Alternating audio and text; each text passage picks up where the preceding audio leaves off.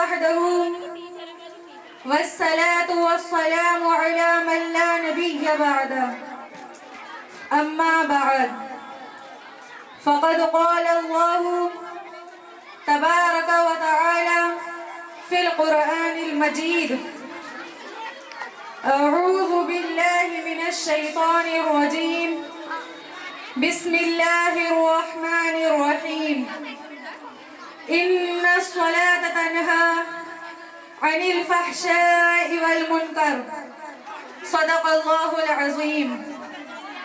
وہ ایک سجدہ جسے تو گرا سمجھتا ہے، وہ ایک سجدہ جسے تو گرا سمجھتا ہے، ہزار سجدوں سے دیتا ہے آدمی کو نجات. السلام علیکم ورحمۃ اللہ وبرکاتہ. قابل قدر اساتذہ اکرام اور معزز حاضرین، آج اس پروقار مجلس میں میری تقریر کا موضوع نماز ہے. ایمان کے بعد نماز اسلام کا اہم ترین رکن ہے. اس کی اہمیت کا اندازہ اس بات سے لگایا جا سکتا ہے کہ نماز وہ واحد حکم ہے جسے اللہ تعالیٰ نے وحی کے ذریعے نہیں اتارا، بلکہ اپنے پیارے محبوب حضرت محمد صلی اللہ علیہ وسلم کو آسمان پر بلا کر تحفے میں دیا ہے.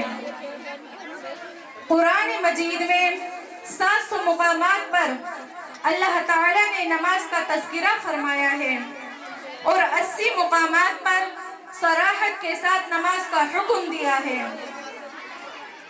حدیث شریف میں ہے کہ رسول اللہ صلی اللہ علیہ وسلم نے فرمایا، اللہ جل شانہ نے میری امت پر تمام چیزوں سے پہلے نماز فرض کی ہے اور قیامت کے دن سب سے پہلے نماز ہی کا حساب ہوگا. معزز حاضرین، حدیث شریف میں نماز کی اہمیت و فضیلت کو کثرت سے ذکر کیا گیا ہے، جن میں نماز کو قائم کرنے پر بڑے بڑے وعدے اور نماز چھوڑنے پر سخت وعیدیں وارد ہوئی ہیں.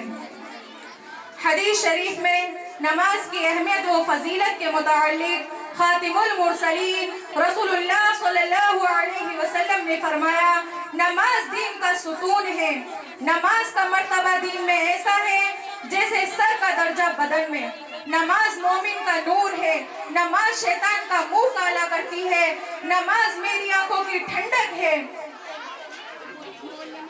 سب سے پسندیدہ عمل اللہ کے نزدیک وہ نماز ہے جو وقت پر پڑھی جائے. جو شخص خوب اچھی طرح وضو کرتا ہے اور 5 وقت کی نماز کا اہتمام کرتا ہے تو اس کے لیے جنت واجب کر دی جاتی ہے اور دوزخ اس پہ حرام ہو جاتی ہے. نماز نہ پڑھنے والوں کے متعلق رسول اللہ صلی اللہ علیہ وسلم نے فرمایا، ہمارے اور اہل کفر کے درمیان فرق کرنے والی چیز نماز ہے. جس نے نماز چھوڑ دی لہذا اس نے کفر کیا. نماز کا چھوڑنا مسلمان کو کفر و شرک تک پہنچانے والا ہے. جان کر نماز نہ چھوڑو، جو جان کر نماز چھوڑ دے وہ مذہب سے نکل جاتا ہے. اسلام میں اس شخص کا کوئی بھی حصہ نہیں جو نماز نہیں پڑھتا. جو شخص قرآن پاک یاد کرتا ہے اور اس کو بھلا دیتا ہے اور فرض نماز کو چھوڑ کر سوتا رہتا ہے تو قیامت کے دن اس کا سر پتھر سے کچلا جائے گا. معزز حاضرین، مومن کے لیے کامیابی نماز ہی میں ہے. مومن کے لیے دنیا و آخرت کی کامیابی نماز ہی میں ہے، چونکہ قرآن کہتا ہے قد افلح المؤمنون الا الذین آمنوا هم فی صلاتهم خاشعون.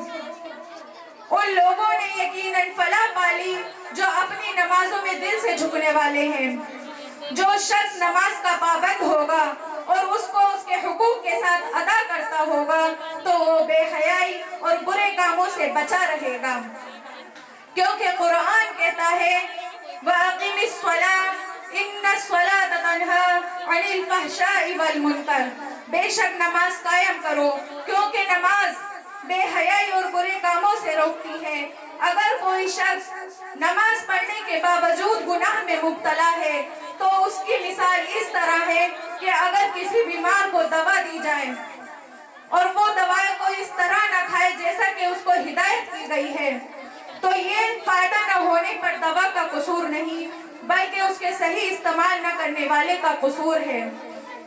آخر میں اس شعر کے ساتھ میں اپنی بات کو ختم کرنا چاہوں گی کہ رسول اللہ صلی اللہ علیہ وسلم نے فرمایا جو شخص نماز کا پابند ہوگا تو قیامت کے دن یہ نماز اس کے لیے نور ہوگی، عذاب سے بچنے کا ذریعہ ہوگی اور اس کے پورے ایماندار ہونے کی دلیل ہوگی، اور جو شخص نماز کا پابند نہیں ہے تو نہ قیامت کے دن اس کے لیے نور ہوگا، نہ اس کے لیے عذاب سے بچنے کا کوئی ذریعہ ہوگا اور نہ اس کے پورے ایماندار ہونے کی کوئی دلیل ہوگی، اور وہ قارون، فرعون، حامان اور ابی بن خلف کے ساتھ ہوگا۔